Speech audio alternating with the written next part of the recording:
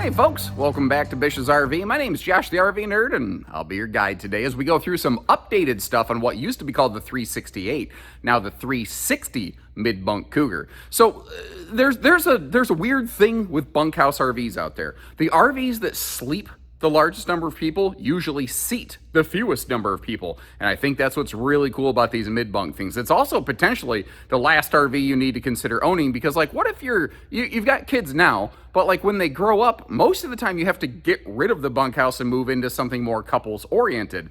This doesn't necessarily have to be a bunkhouse. This could just always be a second living room, an office, a den. Maybe you've got like a child with special needs that needs their own kind of private enclosure, but you want to stay close to them. Like, there's a lot of different ways you can use this model, and your use of this RV can change over time. Now, they made some major updates recently here. I don't just mean floor plan tweaks. I mean, they are no longer using wood in the walls, ladies and gentlemen. They have gone to all composite wall construction on these, where it's, fiberglass, composite layering, aluminum structure, composite layering, wallpaper. So it's a splinter-free wall, if you will, and that's a major shift. That's something Keystone said they'd never do, and Cougar's now the first one across Keystone to do it all the way.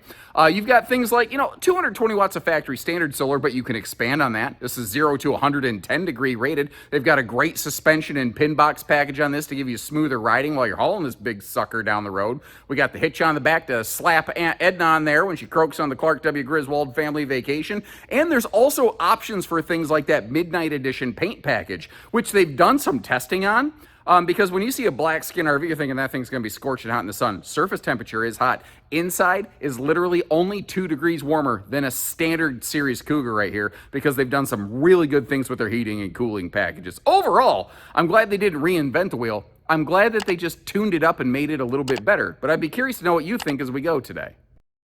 So when you walk in the door, you turn your head left. This is basically what you see right here. Now, at a glance from this point of view, this model looks the same as like any triple slide, almost couples camping model, but that's kind of the secret in the sauce of this one. It gives you the living space of that triple slide couples model with the sleeping space or, flex room potential that a middle bunk or bonus room kind of provides. That's the cool thing about this RV. Normally, bunkhouses that sleep the most people seat the fewest butts. And I think that's why this middle thing concept has remained so popular. Because during the day, like, you'll get to see, we have just incredible campsite window coverage. You've got an ideal kind of entertainment center straight across from the primary seating. Now, a couple things, that TV can pivot for easy viewing, like if you're on the rear sofa. But that whole thing is a new pantry-tainment center, which if you look at it, you don't have to be Gimli from the Lord of the Rings to spot the outline there to get in, as you're heading through the mountain where the Balrog was there. Anyway, sorry, you shall not pass. I'm going to move on from there. Now, the previous version of this, the whole entry into that middle bonus room was different. It had, I'm going to say, the idea of a pantry, but a terrible execution of a tiny, super crappy pantry. So what they did is they focused more on the storage in the room, which could be overflow kitchen space if needed. But by moving the pantry behind the entertainment center, that we'll get a look at in a few minutes, they really allowed that middle room to shine, I think, in a way that it was never allowed to before. But once again, maximize campsite window coverage on this. Now, they've gotten rid of their in-command smart touch command system Bluetooth wombo combo.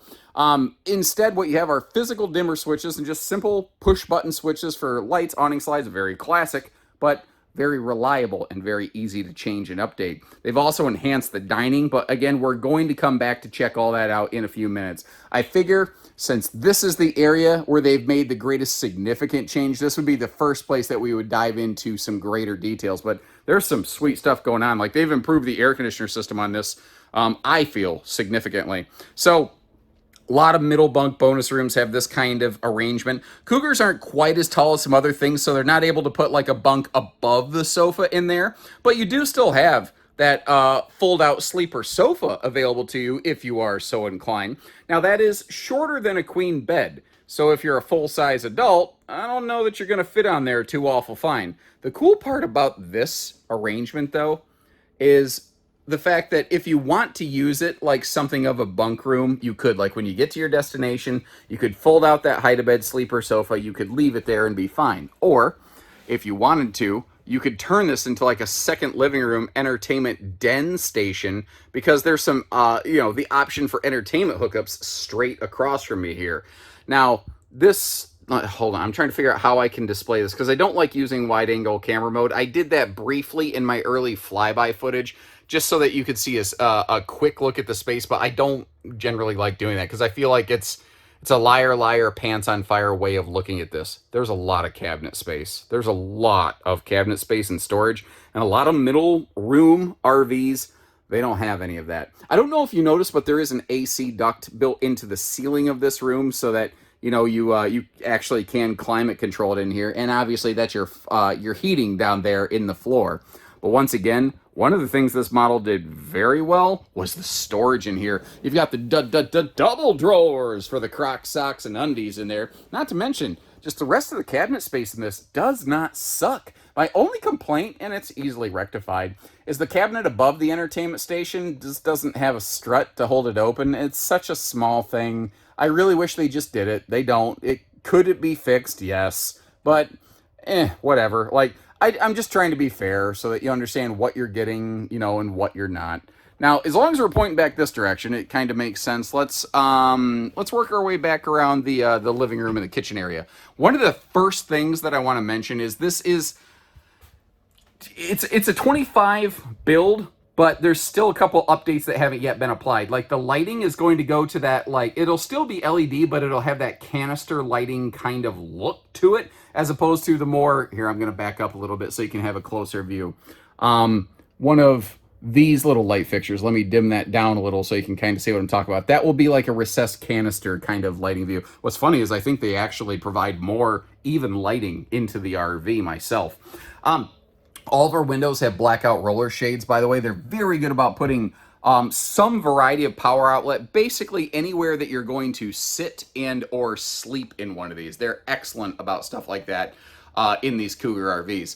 It's interesting, they did put struts on this overhead cabinetry, but if you notice, because of the curvature of that overhead cabinetry, you can't exactly open all 4 cabinet doors at the same time. You kind of have to pick either the middle two or, one of the left or right ones. It's just sort of up to you.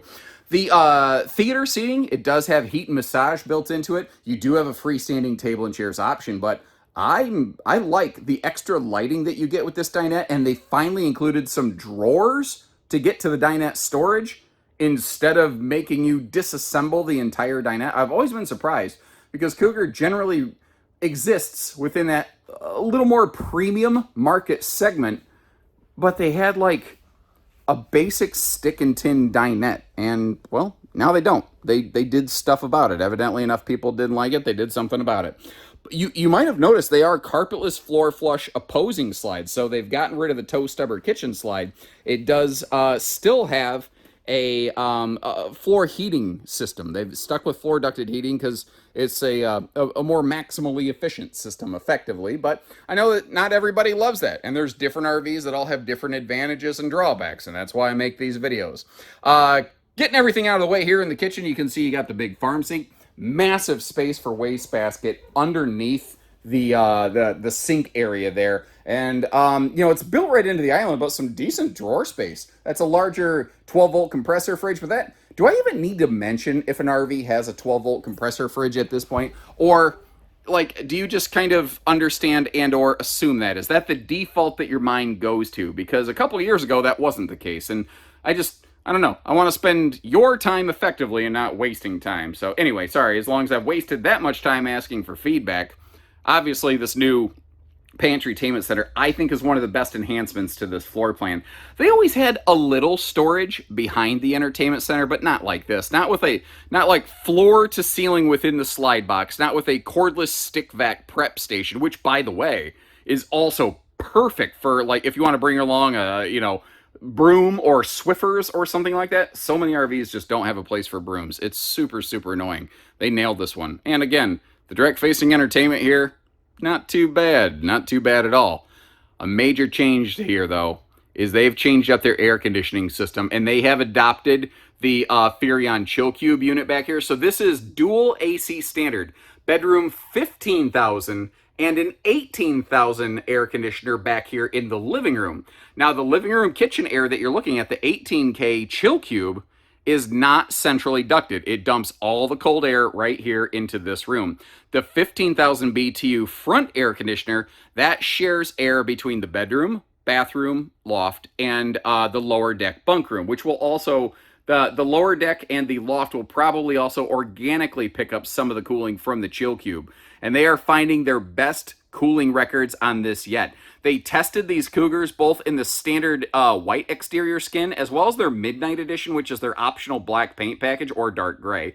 And they found that the interior temperature with the new updates using this new air conditioning system was only 2 degrees hotter in their black skin Midnight Edition as compared to the standard white skin variety.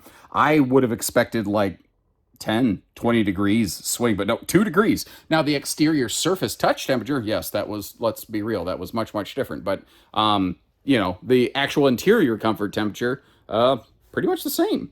Now, it's easy to miss because they put everything nicely behind doors, but in this hallway starting at the bottom, that's where your converter panel is located. And then there's just a set of USB plugs in the middle cabinet door, and I was a little confused by that until I got to the top. And that's when I remembered that's where like your remote control is for that Furrion Chill Cube air conditioner. And, you know, you're probably going to want a place to store that. Now, they have not yet applied the second privacy curtain to this side of the upper loft, but it will be coming. Ooh, what does that say? I'm always trying to find load rating stickers for sleeping spaces. So this is an 800-pound rated upper deck loft, attic, cat paradise, whatever you want to call it up here, because there's a lot of people. I would be curious, people who have owned floor plans like this, did you use this space as storage? Did you use it for sleeping? How have you found the most use for this space? I would be kind of curious. By the way, these Cougars are now prepped and ready for a third air conditioner if you're so inclined. So our hot climate camping friends, rejoice! You won't be sweating to the oldies like you previously potentially had been. It's a porcelain foot flush stool as we move up here into the bathroom space, and there is plenty of room around that. They've done a very, very good job of that there. I do personally really like it when manufacturers give us a hanging towel bar instead of the hooks. I just feel like the towels get drier faster, I feel. Now that linen space over there behind the shower, that's awesome. But one of the things I like is Cougar actually put like a stop wall about 2/3 of the way back, which maybe you could, no, it's not wasted. Okay, so in my head I was saying you could say it's maybe wasted, but that's actually where the bunk room air ducting runs through. So they made it so that you don't have to reach armpit deep to get to that storage, and they ducted the middle bunk room. Brilliant. Down here under the sink, a little bit of plumbing, but I think you could still put a small little wastebasket in there, like one of those that kind of, you stuff a Walmart bag or something in it. I think one of those could probably work here. And it almost looks like it's just a mirror until you see that handle sticking out there, but they actually do have a medicine cabinet built right into the wall. A lot of manufacturers are starting to do that. I really like it. They're utilizing the negative space within the wall to create a little bit of storage and to open the actual space of the room up. Now, I'm a little bit over 6 foot tall myself, standing in the shower here, and you can see that I have plenty of headroom, but this is a nice big shower. And those clear shower doors, some folks go, yeah, they get really spotty really easy, because a lot of parks have really hard water, really bad water. Recommendation for that, get a squeegee. You squeegee those doors down before you get out, and you almost never have to do a real hard deep clean. It slows that down. That's what we do at my own house. I've got clear shower doors on my shower at my house. We just squeegee it down when we're done. Not a problem. Now, I want to give you a quick housekeeping note. This TV is not included. This is not part of this. This RV was taken to a rally and displayed for like sample purposes. And a lot of people want to ask, what size TV can I put in the bedroom? That looks to be about a 32-inch, by the way. I don't have the hard measurements of it. But they installed one just to kind of display it. It's not included. It's not an option. It's just not a thing. A lot of people call these CPAP stands. I don't like to call them that, above the bed there. They're high enough you're never going to hit your head on them, by the way. And it's easy to miss. I don't know. Let me see if I can sneak around the corner. Oh, I'm running my hips into stuff over here. And just like Shakira, these hips don't lie. That hurt. You can kind of see around the corner that you have an inverter prepped outlet up in that corner right there, which almost seems to suggest CPAP usage, but I ain't going to call it that again. That's just me. I will kind of die on that hill. My understanding from talking to viewers like you, as PBS would say, is a lot of those machines you actually don't want above your head. So I'm going to call it a handy phone shelf, you know, or a little bookshelf or something. This is the 70 by 80 optional king bed. 60 by 80 queen, I think, is still standard in here. And as soon as I walked in, my eyes immediately went to the hanging bar in the closet, how it basically has like that lightsaber lighting built right into the hanging rod. So, you know, the Cougar closets previously, it was kind of hard sometimes to see the clothing that you were peeling out of them. And I don't have that problem. Again, bedroom TV won't be included from the factory, but it is an easy thing. Like, if that's the only thing stopping you from buying this RV, call our people. We can get a TV installed. That's a little bit of no problem whatsoever. And taking a look at the bedroom storage here, cracking open all the dresser space and everything. One thing I forgot to display is how the top of that dresser actually slides open. So when we get done with this bonus footage, I'll give you a look at that. But you are stackable washer dryer prepped in that front corner closet. And you might have noticed some weird plastic pieces in those front corners. They're still kind of working out some details, but they're creating a little more room in those front corners so that if you want to put like a laundry hamper or basket or something in there, you will be able to do so. Now, a very interesting update on this floor plan is that they have changed their upper deck slide mechanism, and what it allows you to do, I think you're going to be happy to hear. Because it means you may actually be able to use that bed while the slide is retracted. Now, I'm not sure if Keystone's done the research on that. What's funny is I found that most RV manufacturing agents are actually not even aware of that potential capacity. So there may be many RVs in the towable world that have the ability to use the slides while closed, but factories mostly still aren't testing that. Very, very few. That being said, I don't even know how important it is on this model, because when the slides are closed, you're flat blocked from getting to anything in the living room, including that middle sleeping area. But here's the thing. This RV is equipped with a big old quadruple stable step, like most fifth wheels. And those steps stick out further than the slide out. So if you can open the steps and you can get in here, you probably have enough room to open this slide, even if only partially, because this is a rack and pinion slide. You shouldn't sit in it while it's not fully extended, but you could potentially open it partially, so that if you absolutely had to, at a travel stop, you could like at least get in here to mostly get to the sink. You could get to the fridge enough where you see that I have my daily vittles stored away. Now, at viewer request, I was looking for the actual dry weight tag of this RV, but it looks like this one's still early in the prototype phase. They haven't even run it across the scales yet. So what you're seeing on screen there is the generic brochure weight. That's actually a really good cautionary kind of tale. When you are shopping RVs, ask your salesperson to double check the actual weight of the unit you're looking at and not just the brochure weight, because there's times that they don't exactly jive with one another for various reasons. That's a whole separate video, basically. One of the cool things at Cougars, for years, they've been putting things like better pin boxes, better suspension. You got Goodyear tires, you're prepped for tire pressure monitoring. Like they do more stuff like that. They put their spare tire in the front compartment, which at first glance, I've always kind of liked because I think it keeps it out of the sun. I can't tell you how many used RVs I've seen over the years where there's a spare tire mounted on a bumper on the back. And that seems to make sense, especially in the world of travel trailers. But the problem is it's sitting out there just affected by the sun, and I've noticed that a lot of people do not tend to check the tire pressure of their spare tires. That's another little cautionary tale for you, a little pro tip from Uncle Josh. But when it's in the front, it feels like it's more protected. But let's say, God forbid, you have a flat. You have to unhook from this sucker usually to get that front baggage door up to get the tire out. And it's not awesome. So everything is a push and a pull. 4-point nope. 4-point electric. Sorry, auto leveling. I don't want to get that wrong.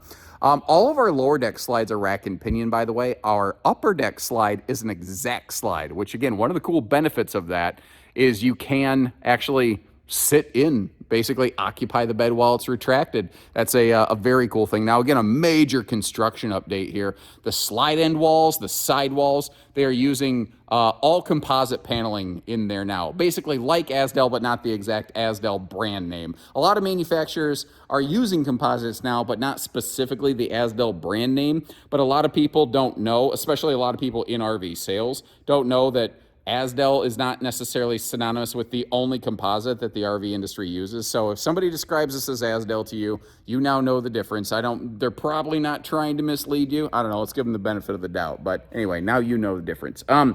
The water heater is 60,000 BTU tankless on demand, and it is a single-headed sewer monster. All of our black and gray stuff, all outlets from this one location right here, which is, I know what 99.9% of everybody tends to prefer. I would, you know.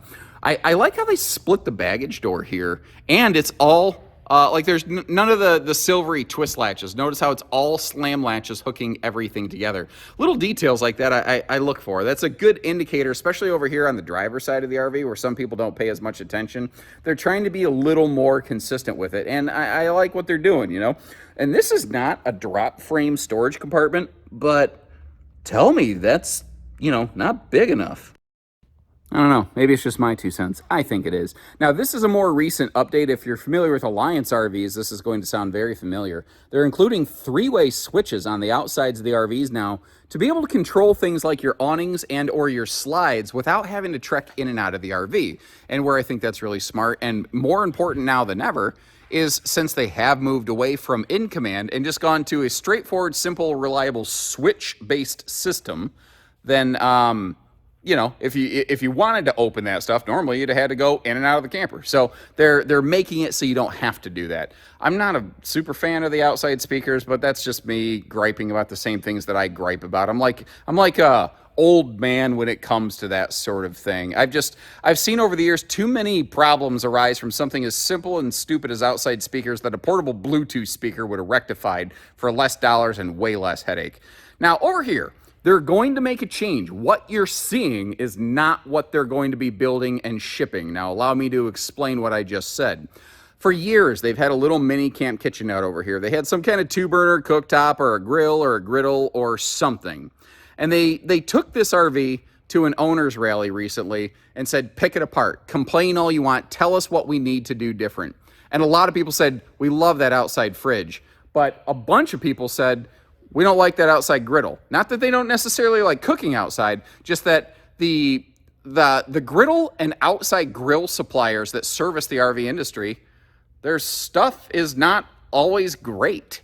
So Cougar said, you know what? We're going to take that griddle and that whole stupid housing out. We're going to leave it wide open. We're going to leave the gas grill quick connect there, and we are going to let you use it however you want. If you want to use it as storage, great. Now you're not paying $300 for a grill, because by the time you put in the labor and the heat shielding and everything, it's like a $300 chunk on this price tag. So, you know, for $300, you could get yourself a much nicer aftermarket outside cooker situation. And that's literally the same kind of logic that we've applied to our like Go Play trailers at Bish's RV. We found that what you can get aftermarket is just categorically superior, typically, to what is supplied to RV factories. And there's no sense in paying for something that's better. You can get better for less money aftermarket, or the same money and get way better. You know what I mean? Back here, they do have a 2-inch receiver hitch. It is 300-pound vertical weight limit rated. I can't technically call it a towing hitch because it doesn't have the safety chain hooks and the wiring harness and all that. I know that it's physically the same, but I can't call it that. So you need to do with that information what you please. I'm not telling you to use it in a way it's not intended, by the way. You also have a handy sewer hose caddy tube back here. And one of the nice parts about that is you can keep your sewer stuff away from your camping stuff so you don't get pink eye. Couple other details. Let's start from the bottom, work our way up. Underneath the sucker, it is enclosed. It's forced air heated. They do have holding tank heaters standard. They're thermostatic, by the way, which means, let's say, God forbid, you forget to turn them off. It's not going to like melt your... I thought this looked funny. This is not even close to level. It is like pointing straight downhill. I've been fighting the cabinet doors inside the whole time, going, what is the deal? Why do these keep swinging? Well, if I'd thought for half a second, I would have realized. Anyway, basically, they have a more advanced heating system in the belly than most brands, because they don't just have a heat duct into the belly. They actually have a forced air heat outlet directly blowing onto every single holding tank, plus the tank heaters, plus the radiant barrier. Plus they wrap the radiant barrier up the nose around the roof. They have a very efficient air system. They have a ducted attic system. So the roof construction, actually, it just builds up heat. In residential safety code, you have to let that exhaust out and breathe out. Otherwise, it could literally be a potential fire hazard. You don't have that requirement in RV construction, but Cougar does do that, so that all of your air conditioning ducting is not being boiled in a hot box, so that the air that comes out of the air conditioner, which is enhanced with their blade system, one, it gets out faster, so it warms up less, and two, it gets out faster, or it heats up less because the whole cavity is not cooking the whole time. So 0 to 110 degree rated. Really, that's probably all I had to say. They're 0 to 110 degree rated. You asked me what time it is, and I swear I build you a clock. So what do you think of the updates here? The composites, the new floor plan, well, the tweaks to it anyway, little stuff like that. I'd love to hear what you have to say. So I'll leave you some links in the video description to check, pricing for something like this, but maybe also similar floor plans from other builders that I can dig up for you. If you're kind of curious out there, maybe something a little more upscale, something a little less fancy, glampy. If you're like, I don't need all the razzmatazz, I just need a little more of a camper, less of a glamper. We have all kinds of things in our lineup. This is a very popular floor plan concept, and everybody builds one, which means they all have positives, they all have negatives. And that's why I put these videos together, to help you make your best, most educated decision possible. And if you appreciate the transparency and the clarity and the candid nature of things, I wasn't sure what I wanted to say there, but I guess that works. Hit that subscribe button, like our video, and we'll catch you next time. So take care, stay safe, have fun, and happy camping, everyone. It's funny, 2 seconds ago, there were people standing over there. As soon as I hit record, they always vanish, like they're wanted by the FBI.